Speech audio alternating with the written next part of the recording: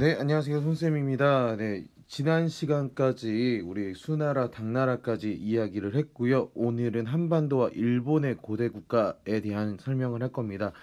수업하기에 앞서서 쌤이 지금 목 상태가 좀 안 좋아서 좀 음질이 좀 안 좋을 수 있다는 점 좀 양해 좀 부탁드릴게요. 일단 한반도와 일본, 우리나라와 이제 일본 얘기하는데 주로 여기에서 다루는 건 일본과 관련된 이야기입니다. 여기 보면 일본 고대 국가 형성 과정을 살펴본다라고 되어 있거든요. 예, 그래서 요거를 확인하시면서 간단하게 정리해보는 쪽으로 가겠습니다. 수업 시작할게요. 네, 한반도 우리나라에 있는 거 간단하게 보도록 하죠. 최초의 국가 뭐죠? 우리나라 최초의 국가? 그렇죠. 고조선이 되겠죠. 청동기 문화 기반으로 했고요. 그러면서 삼국이 성립이 됩니다. 그래서 삼국이 뭐 중국으로부터 율령, 유교, 불교. 우리 지난 시간에 우리 이런 거 얘기하면서 이런 것들이 동아시아 문화권이라고 얘기했죠. 문화권으로 형성이 되면서 중앙 집권 국가로 성장하게 되고요. 이거를 이제 통일을 했던 당과 연합해서 백제와 고구려를 무너뜨리고 삼국을 통일했다. 어떤 나라? 그렇죠. 신라가 있습니다.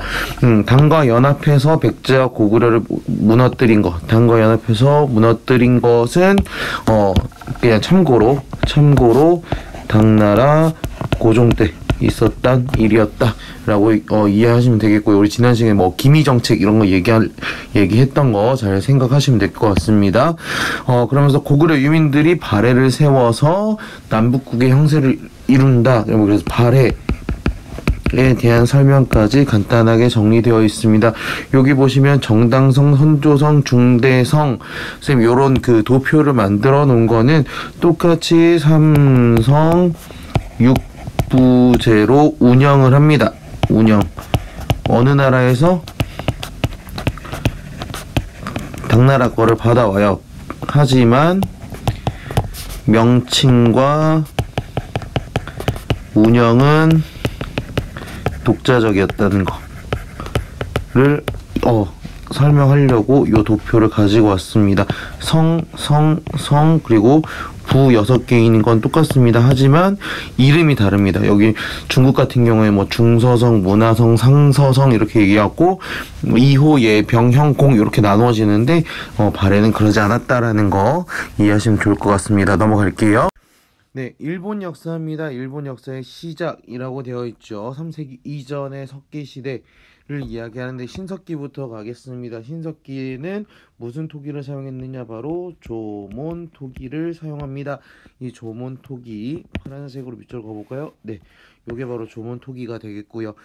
신석기 그래서 이 문화를 우리는 조몬 문화라고 얘기를 합니다. 조몬 문화라고 얘기를 하고요.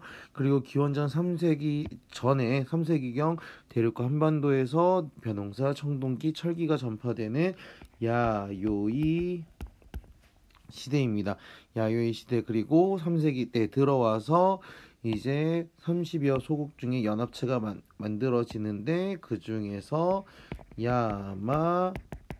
야마타이국이 가장 강했다라고 보시면 되겠고요. 네, 쌤이 일본 갔다 온 사진 몇 장 첨부해봤습니다. 요게 야요이 시대였다라고 보시면 돼요. 야요이 시대에는 요런 모습이었구나. 요시노가리라는 곳인데 한번 나중에 여러분들도 관심 있으시면 한번 일본 갈 때 가보시기를 추천드립니다. 넘어갈게요. 그리고 난 4세기에서 7세기에서 보면은요, 4세기 무렵에 야마토 정권이 출현합니다. 6세기 중엽 이후에는 백제로부터 불교를 받아들입니다. 백제를 통해서. 그리고 쇼토쿠 태자가 등장을 하는데 그러면서 선진 문화를 받아들이고 중앙 집권 체제를 강화하고 그다음에 불교 진흥책을 추진합니다. 그런 일련의 과정들을 봤을 때 일본이 크게 바뀌었다. 그래서 다이카 개신이 일어납니다. 그래서 당의 율령 체제를 가지고 오고요. 천황 중심의 중앙 집권 체제 강화합니다. 그래서 뭐 이국 팔 이렇게 뭐 그 중앙 집권 체제를 한다. 라고 보시면 되겠고요. 7세기 말에 일본이란 국호 천황이라는 칭호를 사용하기 시작했다라고 이해하시면 좋을 것 같습니다. 넘어가죠.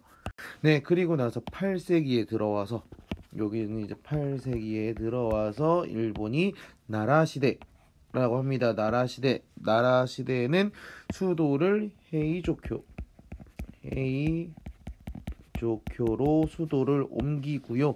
그리고 율령 국가가 확립되고 뭐 고사기, 일본서기 같은 것들 나오고요.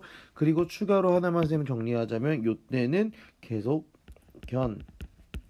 당나라를 보고 오는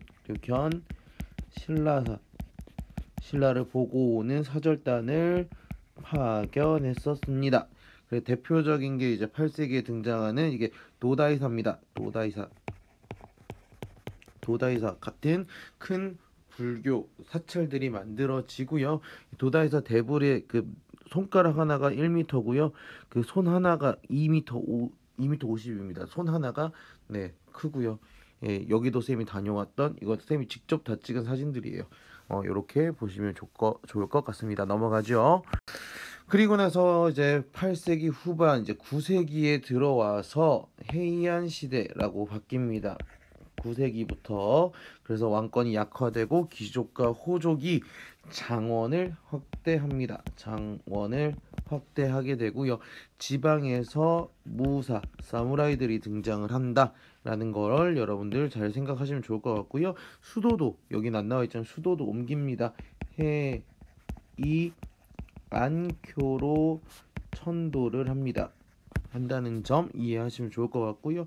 9세기 말부터 당나라로 보냈던 견당사를 폐지하고 일본만의 문화를 만들자라고 얘기해서 국풍 문화가 발달한다.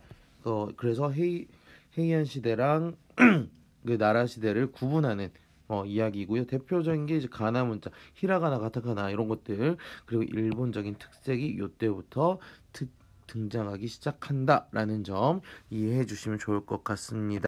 네, 오늘 내용은 뭐 한반도는 넘어가고요. 일본 역사만 간단하게 정리를 하도록 하겠습니다. 그래서